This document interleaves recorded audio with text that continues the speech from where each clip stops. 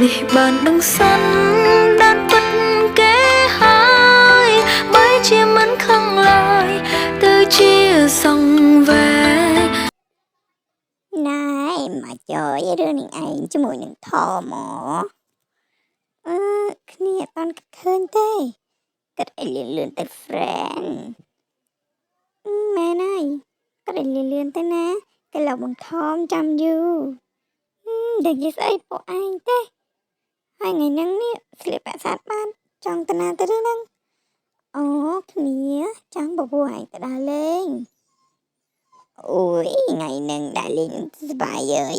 ថ្ងៃហ្នឹងយើងមានអារម្មណ៍ថាសប្បាយចិត្តខុសពីធម្មតាញ៉ាំក៏ហួយញ៉ាំឯងសប្បាយចិត្តឲ្យសងថ្ងៃហ្នឹងអាទឹកត្រូវអត់អូយមិនក៏ទីដឹងរហូតអញ្ចឹងញ៉ាំឯងឲ្យតែថ្ងៃអាទិត្យដឹងតែនឹងឯងសប្បាយចិត្តហើយញ៉ាំក៏ហួយហើយអូយម៉ែនេះយើងទៅដោសម្លៀកបំពាក់សិន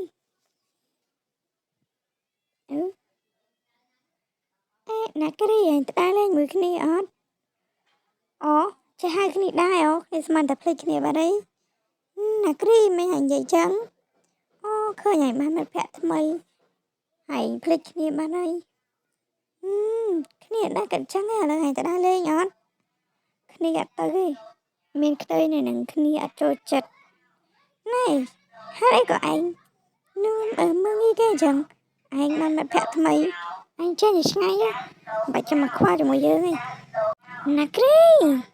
ចាញ់និយាយប្រាប់ឲ្យចាញ់មិនក៏មិនចាញ់ទៅតែណាគ្រីនេះ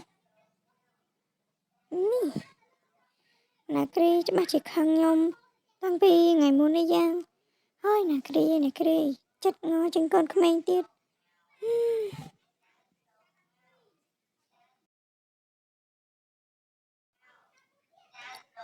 មីលីមិនមានរឿងអីជាមួយណាគ្រីអូ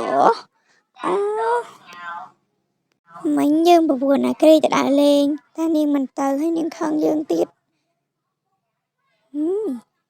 មិនឲ្យរឿងហ្នឹងបដ ாய் បានទៀតទេនាងមីលីនាងឯងចាំមើលស្នាដៃយើង